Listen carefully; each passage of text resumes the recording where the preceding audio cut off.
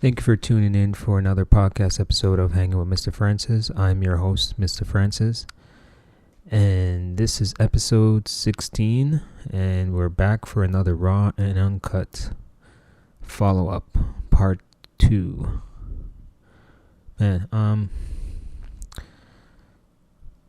got some good feedback from the last episode on 15 Raw and Uncut, and had to do a follow-up. Now, as usual, I'm going to try to keep this short and sweet. And I made some notes, and I'm going to try to go through this as quickly as possible. Now, I know everyone's been paying attention. Well, I would hope everybody, as I said in the last episode, people start to wake up and see certain things. Now, you don't have to be woke. No one's trying to say you need to be woke, you need to be with the movement, or anything of that nature. However, people should really start to pay attention. No one's telling you what to do. No one's saying you should pay attention. But you kind of have to at this point.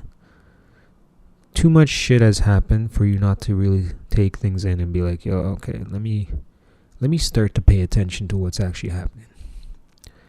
One of the things that caught my attention, as I mentioned in the last episode, was how they're able to freeze people's bank accounts of those who were, how should I put this?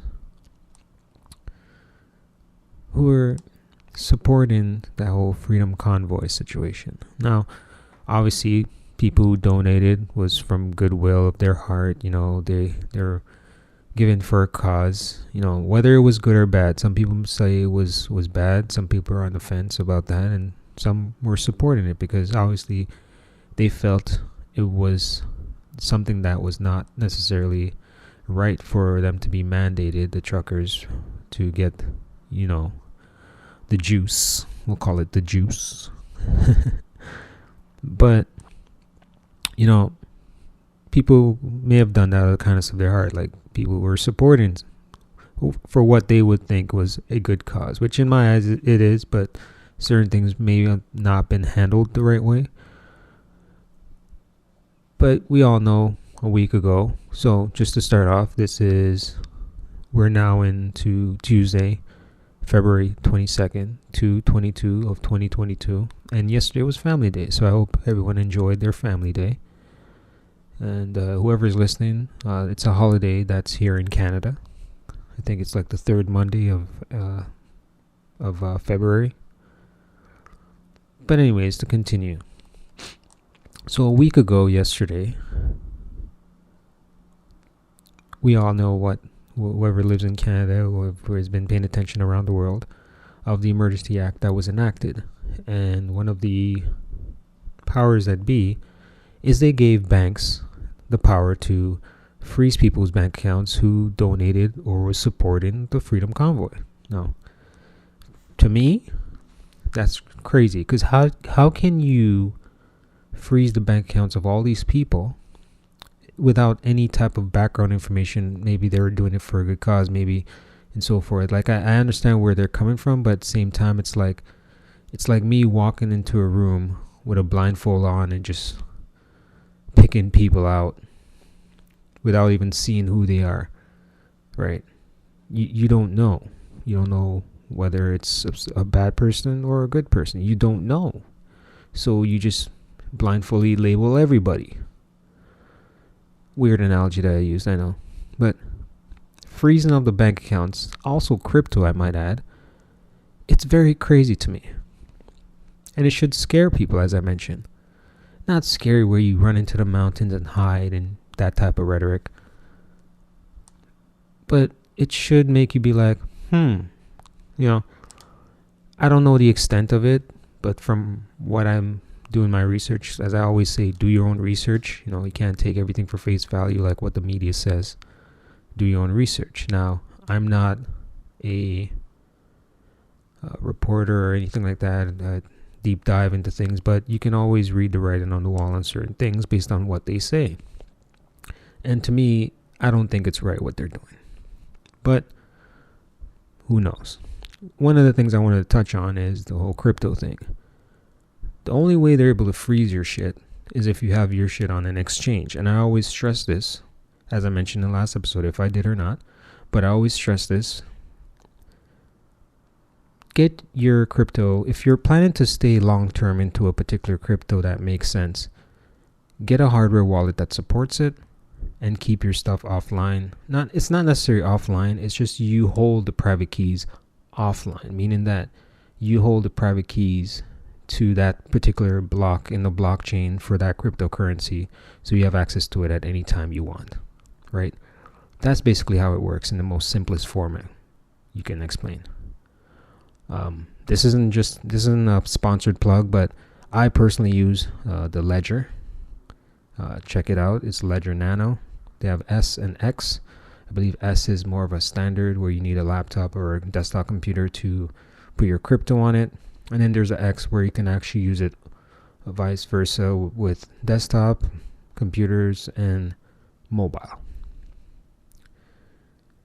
I think I said this towards the end of 2020 that people should start getting their shit off exchanges, but hey, I hope people listen. I know a few people, friends of mine, that have listened to me, so kudos to them. Now, the real question that I start to take back and look at how everything played out was the Freedom Convoy psyops for this to happen. Now, if you don't know what a psyops is, it's kind of like, from my understanding, I could be wrong about this, but from my understanding is you create somewhat of a situation which then gives you the right to do something else.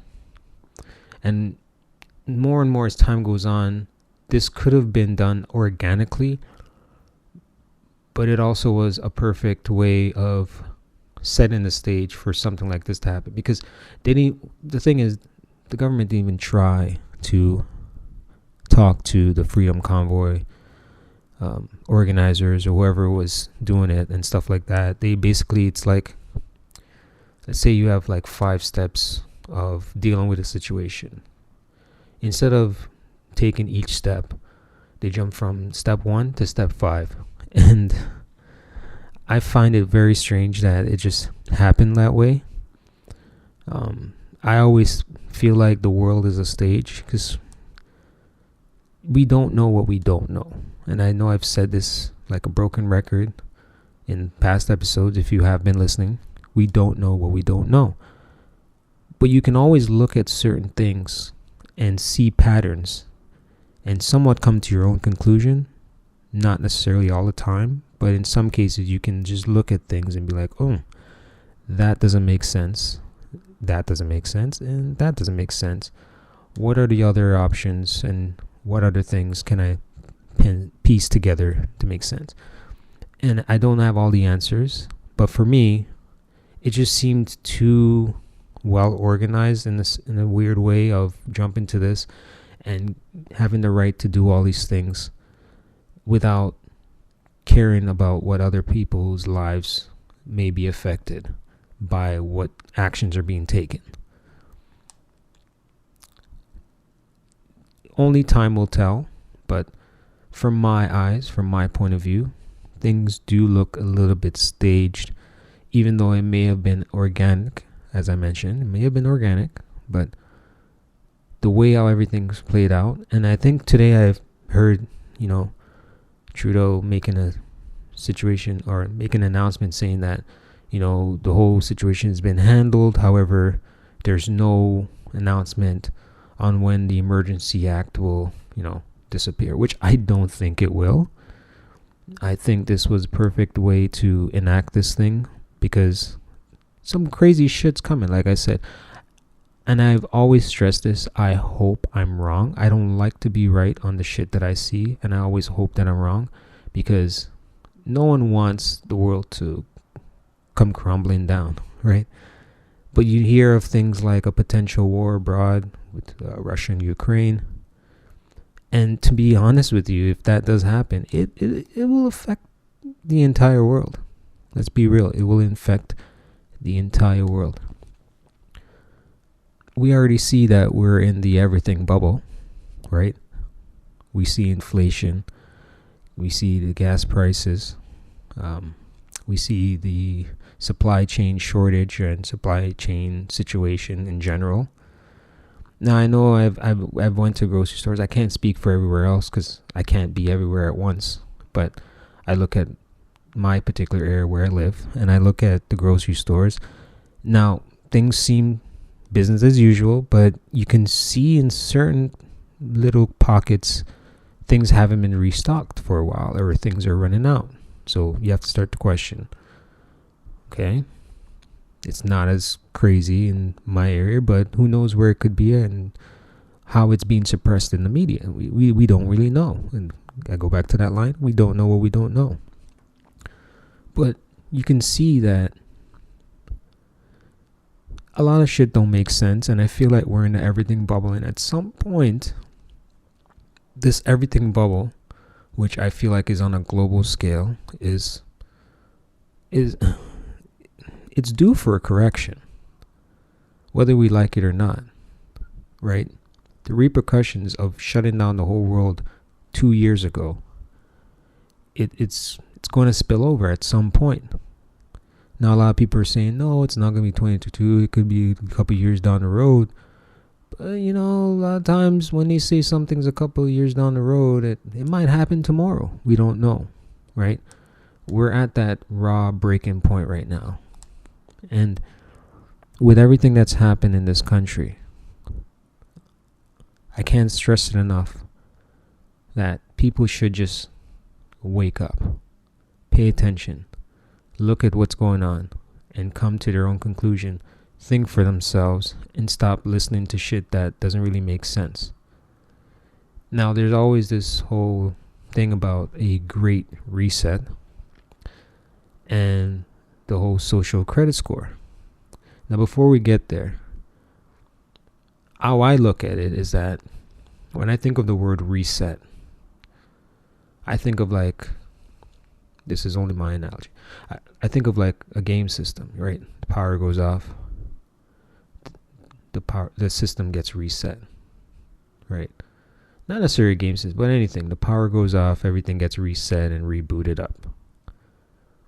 When I hear about this whole thing about the Great Reset, and I look at social media as well,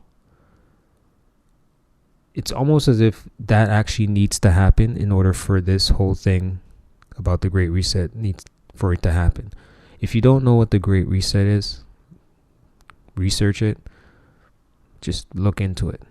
I was a little bit more of I wasn't say angry type in the last episode. I'm a little more calm now because I put things out on the table and I started looking at things and I see shit for what it is. I can't open the eyes of people.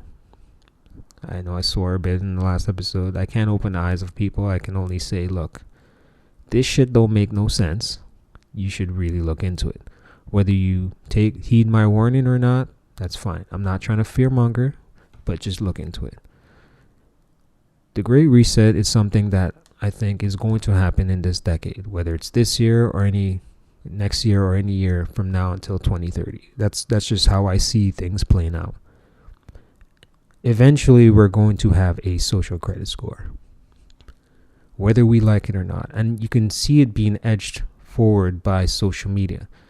And personally, to me, I think that all users at some point, like how you see the blue check mark, which verifies that is the real person, eventually this is going to be something that's going to be pushed down on regular folks, where in order for you to have a social media platform or a particular account, you need to verify that with your identification. And with the push for identification to go digital, it only makes sense. Think about it.